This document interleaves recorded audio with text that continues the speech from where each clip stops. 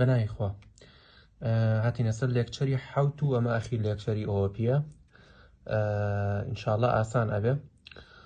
ڕاستێکەی ئەم سلایدە هەر خۆم لە کاتی سعیکردنیشان لی تێنەگەیشتم بە تایبەت بەڵام ئەمە ئەتوانم بە نمونەیەکی ماوەسا بۆتان شەرحکەم کە بۆ نمونەیەکی هێنایە مامۆستا لە ڕۆژانەیە ئەیوت ئینتەرفەیس ئەوەیە کە تۆ بۆ منە دوو سیارەمان هەیە، باشە؟ چەند جۆرە سیارەمان هەیە، هەر یەک لەو جۆری سیارانە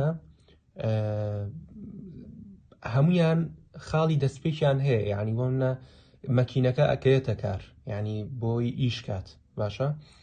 بەڵام بۆ مەکینەی توێتا چۆن ئیشەکە و مەکینەی لاند کرۆزەر چۆن ئیشەکە و مەکینەی فلان و فیساری تر چۆن ئیشەکە و ئیتر هەر سیارێکی تر بێ، ئەوە ئیلاقەی نییە بە ئێمە. ئەوەی کە بۆ من گرنگە ئەوەیە کە ئیش ئەکات، ئەکەوێتە کار، یعنی ستارتینگ پۆینتی هەیە، خاڵی دەستپێکی هەیە، باشە؟ لە ڕێی چیەوە بۆ منە لە ڕێی بنزین پێدانەکەەوە. یان سێریکەن لێرە نمونەی پلاکی هێناوەتەوە. پلاک بۆ منە ئەم جۆرەمان هەیە، جۆرێکی ترمان هەیە کە خۆمان لە ماڵەکانی خۆمانە، ئەیتر جۆرە سویچێکی ترە. ئەوەی کە بۆ من و تۆ گرنگە ستانداردە لە عالەمە ئەوەیە کە ئۆن و ئۆفمان هەیە، هەموو مرۆڤێکە زانێ ئۆن و ئۆف چییە، بەڵام ئیتر چۆن ئیشەکات و چۆن ئیش ناگات لە پشتەوە ئیشی من نییە. ئەمە بە کورتەکەی ئەم سلایدە باسیەوە ئاگەر زۆر لی تەکید نیم چۆن جۆنیە، ینی بزەبت مەبەستەکەی چییە، بەس ئەوەنی لێزانم بەڕاستی. خۆشم ئەمە لە ئەمە کاتی سعی ینی هەر نەمخێندوە، ینی حەزم بەس وەکو سێرێکم کردوتم نەوەکو لە ڕاست و هەڵایەوێتەوە. ئەمە لەبەر بکەن، باشە؟ پەیوەندی بە ئاکشنەوە هەیە، سا پێتان ئەڵێ مەبەستی چییە. باشە، ئەمە ئێگزامپڵی هیچ نییە واز لێبێن ئەوەی کە ئێستا پێم وتن. ئەوەی کە گرنگە ئێرە ئەڵێ ئینتەرفەیس لە پرۆگرامینگ لانگویجە بریتێ لە پێکهاتەیەکی پرۆگرامینگ کە چییە، سینتاکسێکە کە چیەکات کە کۆمەڵێک پرۆپەرتی لەسەر ئۆبجێکتێک فەرز ئەکات. ئینفۆرس یعنی فەرزکردن. مەبەستی چییە؟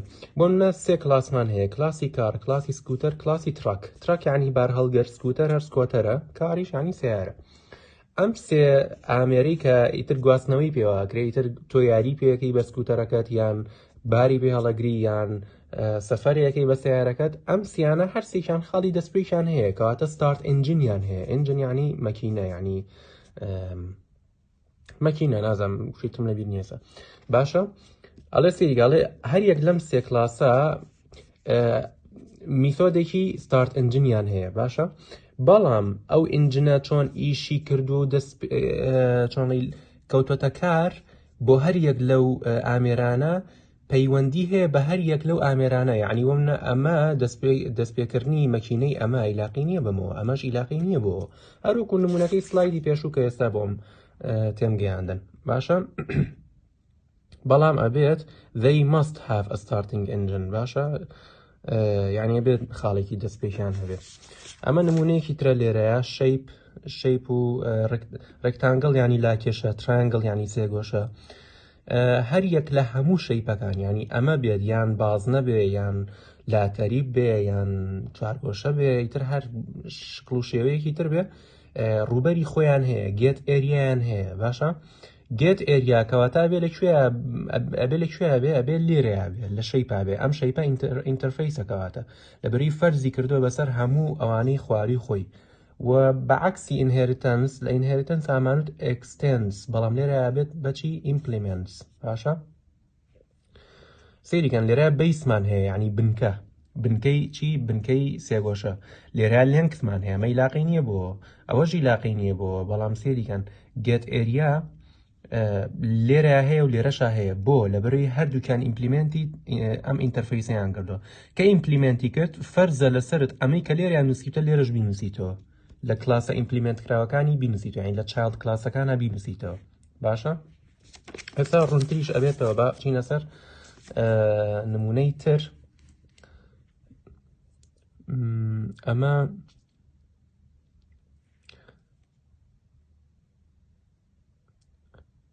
هەوە ئەوە قسەکەی ئێستا ئەو نمونەی ئێستاە کە هێنایەتەوە، ڕێکتانگڵ و ترانگڵ هەردووکیان ئیمپلیمنتی چیان کردووە، ئیمپلیمنتی شەیپیان کردووە.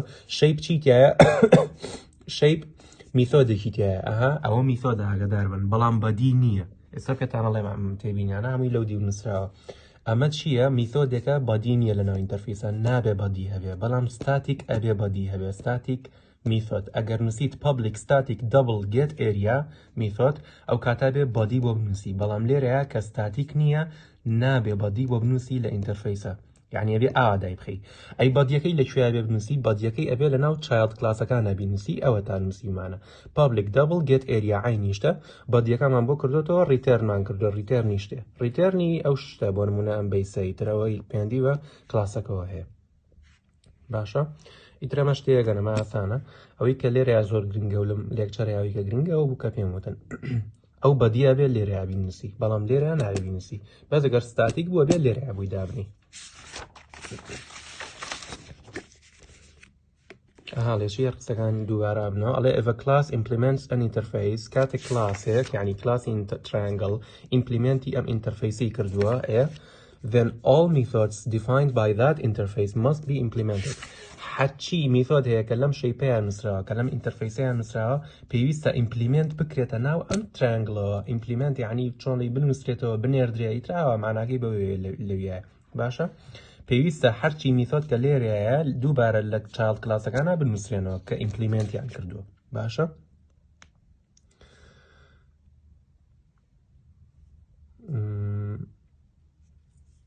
ئەمە ژەر هەمان قسەیە تقریبان ئەمەیان ئەڵێ defines what the behavior of the ئەوە ژەر وەکو سلایدی یەکەمە behavior ینی ڕەوشت و ڕەفتار ومانە ئەڵێ ئینتەرفیس چی دیاریەکە ڕەوشت و ڕەفتاری ئەو ئۆبجەکتە دیاریەکە کە چۆن بێت لی تێناگەم بەڕاستی بەوردی بەزەر ئەو خاڵی یەکەمەتان بەلاوە گرنگ بێت و ئەو بخێنەوە زیاتر.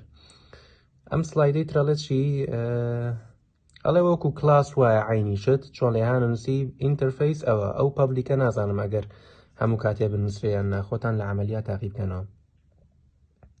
ئەمە ژەر هەم ئەم قسەیە و ئەم قسەیە هەر یەکشتاڵەیە لە ناو بادی ئینتەرفیسەکەیە ئەمە ئەڵێ کۆمەڵێک فەنکشنی لە خۆگرتووە یعنی میثۆدی لە خۆگرتووە کە ئەبێت لە ناو هەر یەک لە سەبکلاسەکانی ئەو ئینتەرفیسە هەبێت یعنی دووبارە بێتەوە وەکو قسەی کە ئێستا پێم وتن یعنی تقریبان دووبارەیە قسەکان. باشە ئەم دوو سلایدە گرنگە بۆ معلومات یعنی بۆەوەی کە زیاتر لە مەوزوعەکە تێبگەن. ئەڵێ چی؟ ئەڵێ ڤاریەبڵ لە ناو ئینتەرفیسا ڕێگە پێدراو نییە. باشە بەدەر لە کۆنستانتەکان یعنی نەگۆڕ یعنی چی؟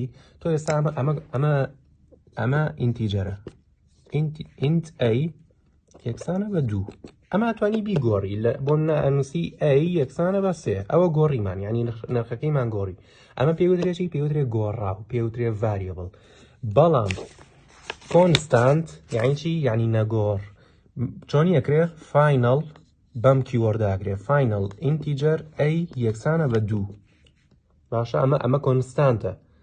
باشە ئێستا ئەگەر بنووسم a یەکسانە بە 3 لە ناو پرۆگرامەکەیە ئەوە ئەبێتە ئیرۆر بۆ لەبەرێڵێ کۆنستانتێکە هەیە لە داتاتایپی ئینتیجەر ڤالیەکی 2 پێیاوە تۆ ناتوانانی بیگۆڕی لەبەرەوەی کیوەردی فاینەڵە بەکارهێناوە کە ئاماژەیە بۆ نەگۆڕبوونی ئەو ڤالیوە نای بیگۆڕی بەڵامە ڤاریەبڵە یعنی کە ئەو فاینەڵی لەگەڵانە بوو ڤاریەبڵ.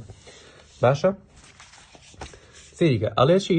ئەڵێ ڤاریەبڵ ڕێگە پێدراو نییە بەڵام کۆنستانتەکان ڕێگە پێدراون بەچیەوە ستاتیک فاینەڵ یعنی ئەبێت لە ناو ئینتەرفیسا بنووسی ستاتیک فاینەڵ int a یەکسانە بە 3 ئاوا بنووسی ئەمە ڕێگە پێدراوە لە ناو ئینتەرفیسا ئەم قسەیە. باشە بەڵام ئەمە ڕێگە پێدراو نییە int a یەکسانە بە 2 ڕێگە پێدراو نیە ئەمە.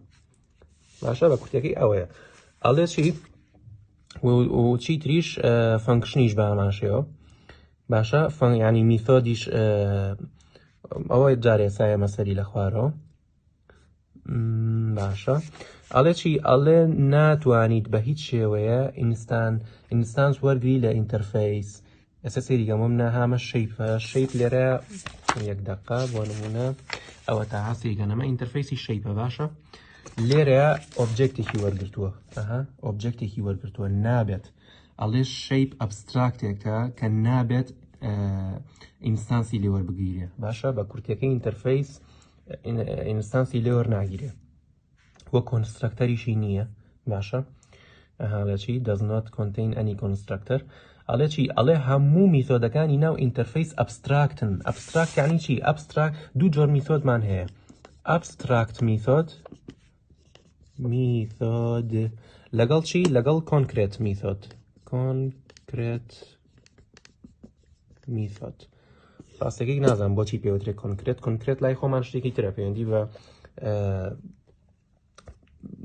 چەو لم و ئەو شتانەوە هەیە بەڵام نازانم لێرەیە بۆ شێ بێدرێت ئەبستراکت میثۆد یعنی چی یعنی تەنها هێدەری میثۆدەکە تەنها سەری میثۆدەکە مەبەستی چیە مەبەستی بوونە void ئەی تاو ئەمە پێوترێ ئەبستراکت باشە بەڵام کەوتە کۆنکرێت یعنی چی یعنی void ئەی کەوانەکەشی بۆکەیتەوە یعنی بۆدیەکەشی هەیە باشە ئەبستراکت بۆدی نییە بەڵام کۆنکرێت بۆدی هەیە باشە ئەڵێ لەناو ئینتەرفەیسا تەنها و تەنها ئەبستراکت ڕێگە پێدراوە بەڵام ئەگەر ستاتیکی لەگەڵا بوو یعنی نووسیت ستاتیک void ئەی ئەمە ئەنجا ئەو کاتە بێ بۆدیەکەشی بۆ بنووسیت باشە ئەگەر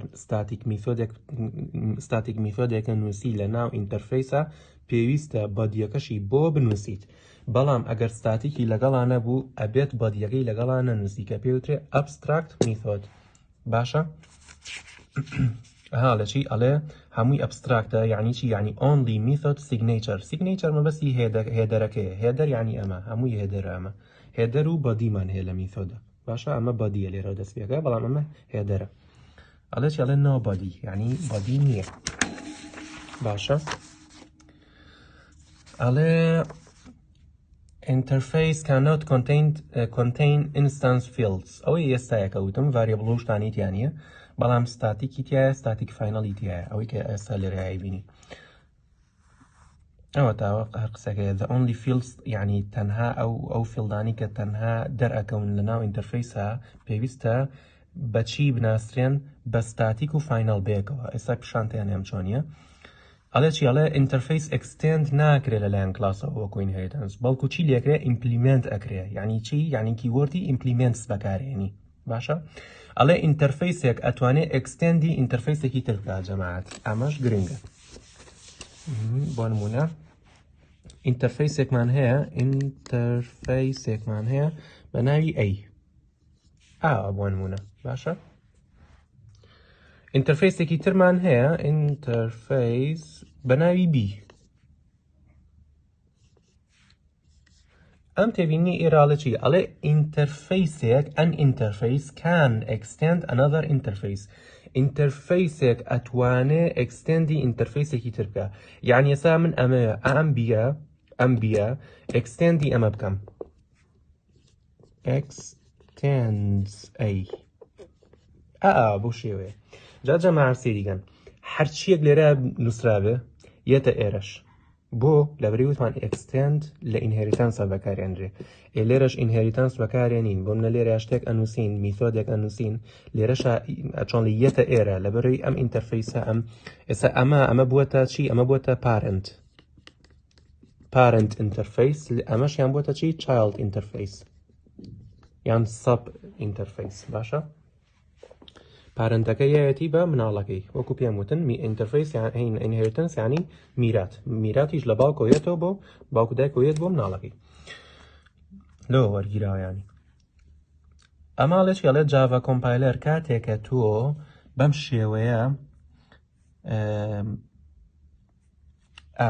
جەماعەت سێریگەن وابزانم لەم ڤیدیۆیە شتێکم پێوتن غەڵەت بوو وابزانم وتم ئینتەرفەیس ئەتوانێت چی تیابێ بۆ منە ئەی یەکسانێ بە دوو وابزانم وتم نابێ ئەمەی تیابێ نە غەڵەتم کرد ئەمە کۆنستانتە جەماعەت باشە ئەمەی تیابێت یعنی هەفێکە تۆ ڕاستەوخۆ ڕێک ڤالیۆکە و پێیاوە کە یەکسانە بە دوو کۆمپایلەرەکە خۆی چیەکە ئەچێ چیەکە چی لێە پابلیک ستاتیکێکی بۆ دانێ پابلیک ستاتیک فاینەڵ ئەیکا بە کۆنستانت بەڵام ئەگەر ئاواهی بێ غەڵەتە لەبەری ئەمە ڤاریێبڵە ئەگۆڕێت باشە ئەمە خۆی سفریتیایە تۆ دوایی یەک و دوی پێیی ئەمە لە ئینتەرفەیسە قبولکراو نییە ڕێگە پێدراو نییە بەڵام ئەمە ڕێگە پێدراوە باشە ئاگاتان لەوە بێ خۆی کۆمپایلەرەکە ئۆتۆماتیکی لەناو خۆیە ئەمەی بۆ دانێ پابلیک ستاتیک فاینەڵ باشە و میثۆدێکیش کاتێکە لە ناو ئینتەرفەیسە ئەینووسیت هی پرنت بۆ نمونە هەن نووسیمانە میثۆدێک بە ناوی پرنت خۆی چی لێکە public abstract void پرنتی وەدانێ ئەها ئەبستراکت وتمان یعنی چی میثۆدی ئەبستراکت یعنی بۆدی نییە کۆمپایلەرەکە خۆی بۆی دانێ public abstract void print یعنی لە پێش ئەمە دوو شەی بۆ دانێ public abstract لە پێش ئەوەی یەکەمیشان public static final ئەمە ژەرەوە قسەی بوو کە ئێستا کردم باشە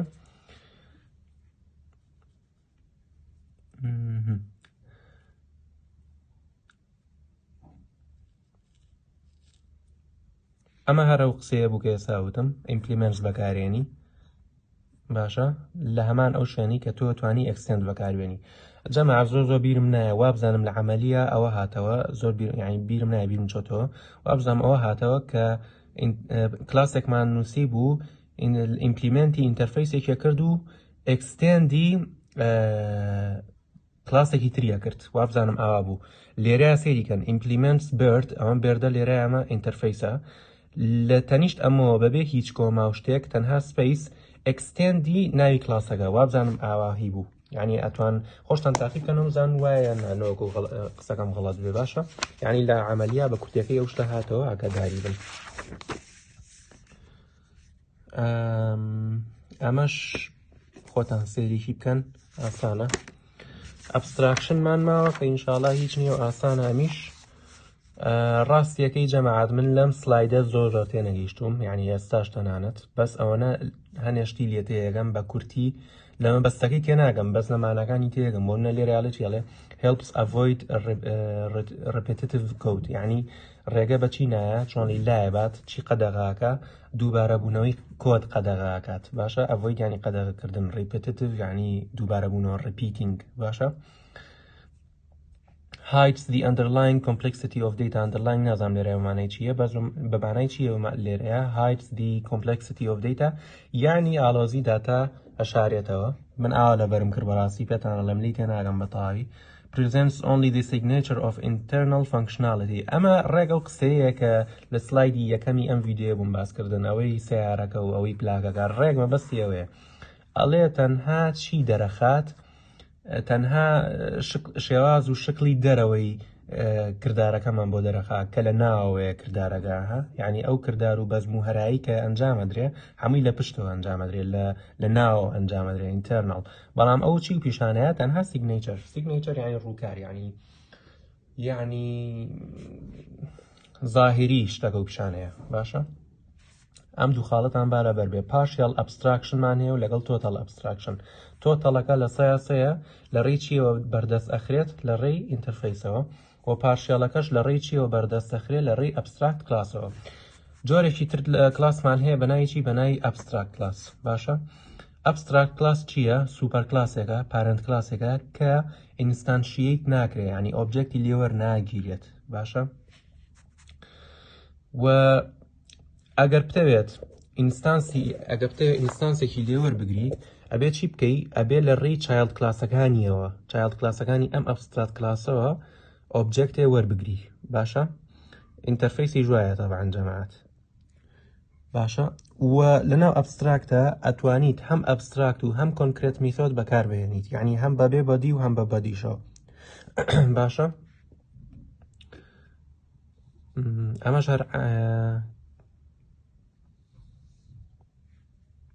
ئەمە قسەکەی پێشووە ئەو پێناسەی ئەبستراکت میثۆد و کۆنکرێت میثۆدەوەی کە ئێستا بۆم شەرحکردن ئەبستراکت کلاس لە ڕێی چیەوە تعریفەکرێت لە ڕێی کیوەردی ئەبستراکت کیوەرد یعنی ئەم نمونەیە هامەیەرە ئەڵێ ئەبستراکت کلاس ئەنیمەڵ دیترەوە نایەکەی خۆی باشە و ئەتوانی کۆنسترەکتەری هەبێ ئەها هەنێ تێبینی هەیە کە مامۆستا لێرە نووسیوە بەڕاستی من خۆم سێرم کرد کۆنسترەکتەری ئەبێ هەبێت و ئەتوانێت ستاتیک میثۆدیشی تیابێ و ئەتوانێت نەنستاتیکیشی وا بزانم نەنستاتیکی هەبێت یابێت ئەکید نیم لەوەیان دوایان ڤیدیۆی ئینشاڵڵا یەک ڤیدیۆی ترتان بۆکەم لەسەر جیازی نێوان ئەبستراکت و ئینتەرفەیس هەنێ تێبینی لە خۆ گرتووە کە لێرەیە بەڕاستی باس نەکراوە بۆ وشەی ئاسی وا بزانم ئەمە ژاوایە لە ناو کلاسێکە نابێت یعنی کلاسێکمان هەیە کە دیفۆڵتە نە ئەبستراکتی پێوەیە نە هیچێکی تری پێوەیە لە ناو ئەو کلاسە تەبیعیە نابێ میتۆدێکمان هەبێت کە ئەبستراکتی پێوە بلکێنی ئیرۆر ئەدات باشە و